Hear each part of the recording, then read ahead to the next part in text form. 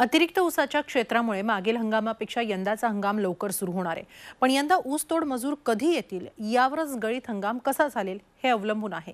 कोरोनाचा वाढता प्रभाव पाहता यंदा ऊसतोड मजुरांची कमतरता निर्माण होईल असं चित्र राज्यात दिसून येत आहे। कोरोना व्हायरसच्या वाढत्या प्रादुर्भावामुळे देशभरातील सर्वच उद्योग अडचणीत सापडलेत। येऊ घातलेला ऊसाचा गळीत हंगाम देखील याच संकटातून पुढे जाईल हे जवळपास निश्चित आहे। त्यामुळे साखर कारखानदार यातून मार्ग कसा काढायचा याचा विचार करत आहेत।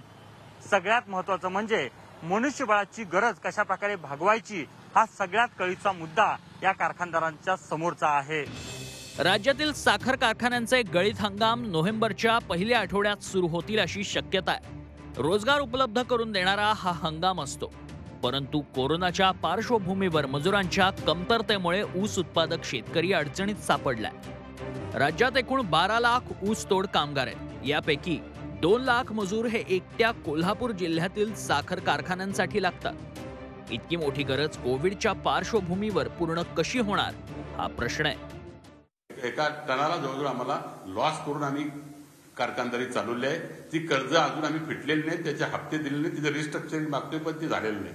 आणि हे जर कर्जांचं टॅगिंग झालं तर पुढच्या वर्षी ऊसाला उपलब्ध पैसे कसे द्यायचे हाही प्रश्न आहे। कोरोना रुग्णांची संख्या राज्यात झपाट्यानं वाढतीये। अशातच ऊस तोडणी मजूर हे साखर कारखाना स्थळावर आपला संसार घेऊन दाखल होणार का, आणि ते आलेच तर साखर कारखानदार त्यांची योग्य सोय करणार का हे पाहावं लागणार आहे। प्रताप नाईक, झी मीडिया, कोल्हापूर।